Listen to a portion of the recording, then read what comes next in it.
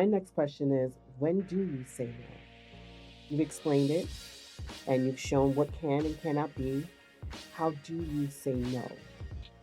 Well, there's several instances, but in general, despite my best efforts with the tools that I was mentioning earlier, whether it's 3D imaging or before and after photos, if I haven't been able to penetrate the patient's resistance to an idea that I think isn't a valid one in terms of what they're looking for, and they still insist on something that I think is either unachievable or wouldn't look correct on their body or their face, then I try to encourage them to rethink it and wouldn't just proceed because they're sitting in my office and have the desire to do so. Another situation, a real life example, was several years ago. I had a 15-year-old girl who came in with her mom.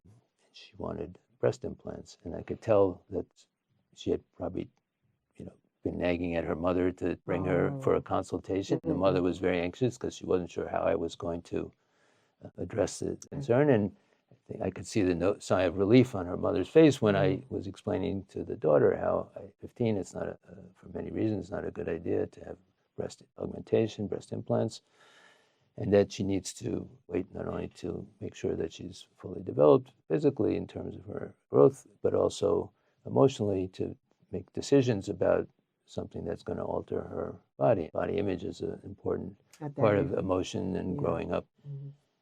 She was disappointed. The mother was elated. And I said, I think you should wait. And sometimes situations like that, you feel, well, they're going to find someone who will agree to do it.